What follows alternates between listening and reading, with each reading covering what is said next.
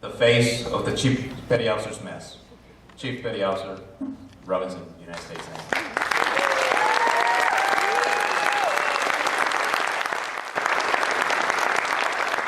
CSO, CMC, LCS Squadron 1, my family. Thank you for everything. I wasn't expecting all of this today.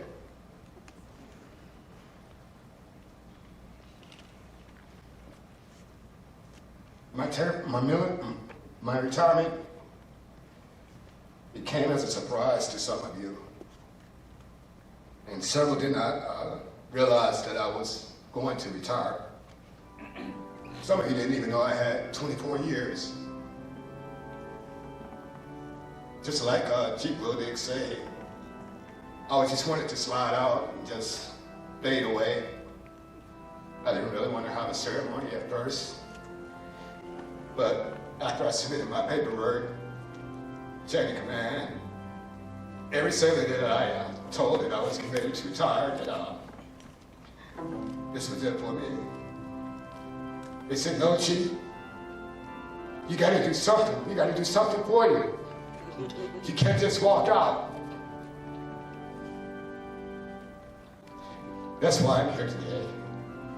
I'm here for those sailors and all the people, my family, my sister, my mom, CMC, all of us that pulled me to the side and said, hey, think about your career. Think about all the things that you have done. Take a look back and think about your whole entire career, all the people you touched. And as I went back to my first ship, USS Seattle, AOE 3, all the way back to 1990, 1991, coming out of a school boot camp, I thought about the change.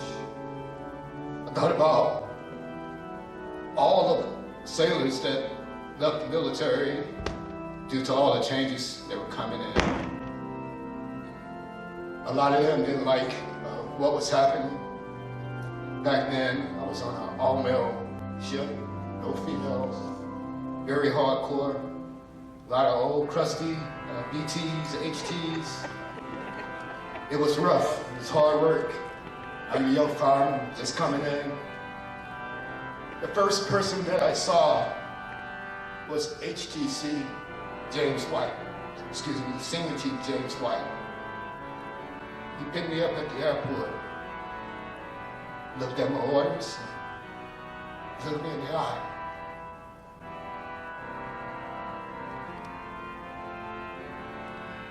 He said that, young man, only thing I see on this is your name. That's all I know is your name.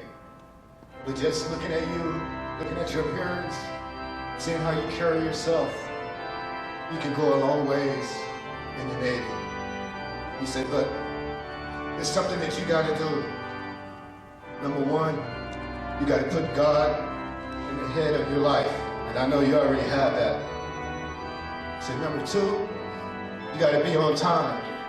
And he said, I can tell you already know that just by the look in your eye. Number three, when you get to the ship, get your quals done. Always stay one step ahead of everyone else. That's what he told me. At that time, I was just a fireman. And every once in a while, I would see Chief White as I walked through the ship, going to the galley, doing my daily routines. And he always give me the thumbs up. Said, MFN Robinson, you're on top of things. You're ahead of the game. Keep up the hard work. And our motto on the Seattle back then in 1991 was can do. It was a positive attitude. Like you could do anything, you could do all things. So at that time I had a mentor, EM3 Carlos Coco Colbert. My first class was EM1 Enrique. My chief was EMC Woody. They all called me in once I got to the ship, gave me their expectations, told me the rules, regulations, and they said it's all up to you. It's all about decisions. And if you don't make the right decision, you can get in a lot of trouble. Your career could end right away. Not only that, then in engineering, if you make one mistake, you could take out the whole ship. So you gotta be on top of your game. You gotta know everything. You gotta know about the equipment, how everything works, how it functions, where it's located. So you got a lot to learn. Although you're a fireman, you gotta set goals. And even though you're a fireman right now, we're all leaving. You're the next guy up. You're the one that's gonna take over after we're gone. I took all those words to heart. And whenever I had opportunity, when I finished my job, I would run and find something else to do. I would go to another shop and work on their quals, ask them if I could help and do whatever. And I just kept that going throughout my whole career. And needless to say, within 4 years, when I got ready to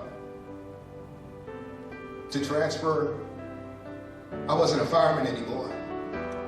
My chief told me, he said, if you leave the ship less than when you came, you failed. You don't want to do that.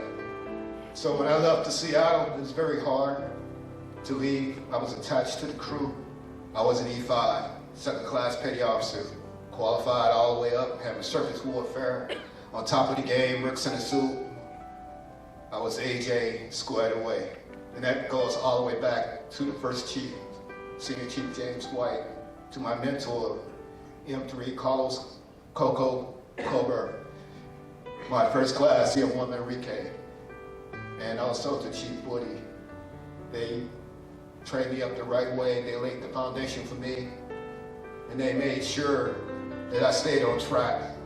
Although back then, in the early 90s, it was a norm to smoke. It was a norm to drink. So when I went around the old guys, the salty guys that had been in for a while, I'm quiet, short, not loud. And they would always, rebel and get very loud and shout and do all kind of crazy stuff, trying to, intimidate me, scare me. But I stuck to my ground. And as the years went on, we all became closer and closer. They did not change me. And even to today, I still don't drink. I still don't smoke. But I look at the Navy from 1990 and 1991 up until now, all those things that we used to do back then, we can't do anymore. You're not allowed to smoke in your workspaces. Drinking is kind of bad now if you have an alcohol-related incident. Back then it didn't matter, that was a requirement really to get advantage. If you didn't have a DUI, and what's wrong with this guy or girl? So if you ask one of the master T's, they'll tell you that was the thing to do, get in a fight, come to work with sunglasses on, black eye. But we can't do any of that stuff anymore. We're all professionals. And I think one reason why it goes back to the Sailor's Creed that came in the 1995, 96 time frame. We started bringing that back and saying the Sailor's Creed, and sailors started actually saying that at quarters every day, not only saying it, but living that creed, doing those words, becoming ambassadors. So over the years, the Navy's motto, our concept, how we present ourselves, it was very bad on the East Coast. I've been fortunate to serve 10 years on the East Coast. I served on the West Coast, overseas. But during that time frame, you would see sailors passed out in the yards, saddling back to the ship, all kinds of negative images. But today, all of that's gone. We're a very positive force. We're on top in just about every category when it comes to organizational management skills, how we conduct business, education. Compared to all the other military branches, the Navy is up here.